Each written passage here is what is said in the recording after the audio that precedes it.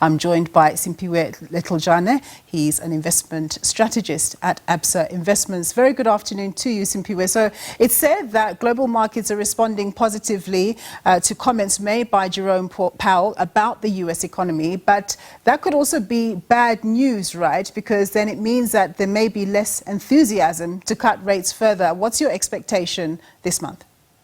No, 100%. I think, of course, one of the important things is that that resilient economic growth does speak to a soft landing scenario being more and more what is likely. And then, of course, that sort of scenario is quite positive for markets, is a positive outcome for markets.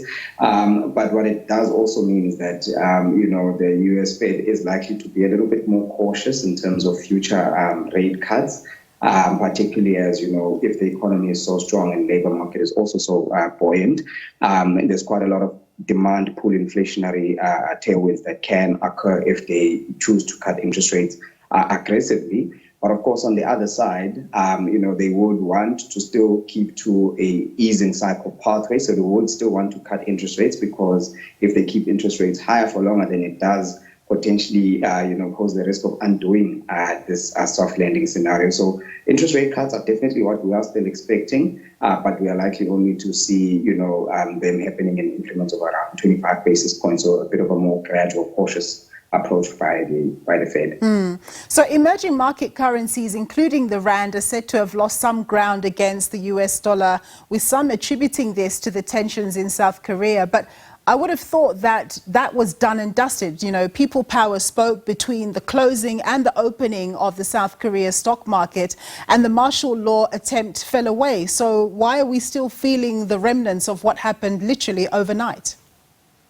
Yeah, look, when we're looking at the rand, it is among the most liquidly traded emerging market currencies. Not really seeing too aggressive weakness, and a lot of some of the weakness, as you point out, is specifically in relation to some dollar strength that we are potentially seeing. And of course, the dollar strength being because there's still quite a bit of uncertainty in terms of the monetary policy pathway. So not really seeing too aggressive reaction to, what is happening in South Korea. It does seem a little bit isolated.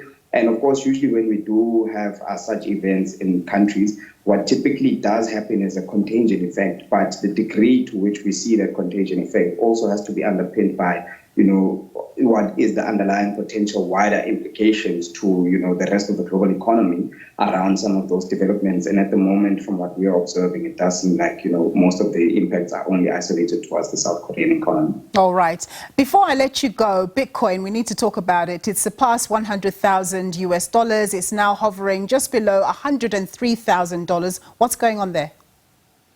I mean, we've seen cryptocurrency, reacting quite strongly post the election outcome in the US. Of course, Donald Trump, the incoming president, was fairly positive and was, during, his campaign, speaking quite a bit about cryptocurrency and how he's looking to potentially boost its adoption. But I think one of our main concerns around this particular asset is that it doesn't really have fundamental value, and both as a financial asset, but also in terms of economic value, where it plays a role in the overall economy.